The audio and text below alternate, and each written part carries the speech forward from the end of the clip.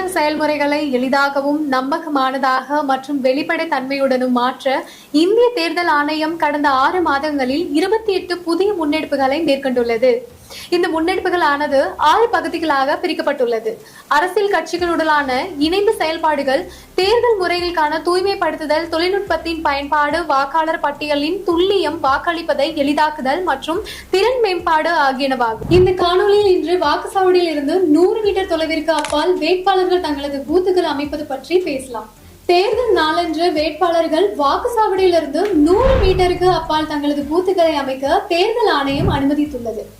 இந்த வேட்பாளர்கள் பூத்துகள் மூலம் ஆணையத்தால் வழங்கப்பட்ட அதிகாரப்பூர்வ வாக்காளர் தகவல் சீட்டுகளை எடுத்து செல்லாத வாக்காளர்களுக்கு அதிகாரப்பூர்வமற்ற அடையாள சீட்டுகளை வழங்க உதவ முடியும்.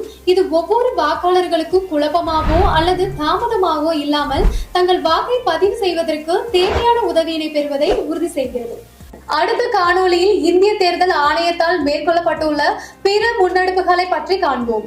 இது போன்ற இந்திய தேர்தல் ஆணையம் தொடர்பான மேலும் புதிய தகவலுக்கு எங்களது அனைத்து சமூக ஊடக தளங்களை பின்தொடரவும் மற்றும் சப்ஸ்கிரைப் செய்யவும்.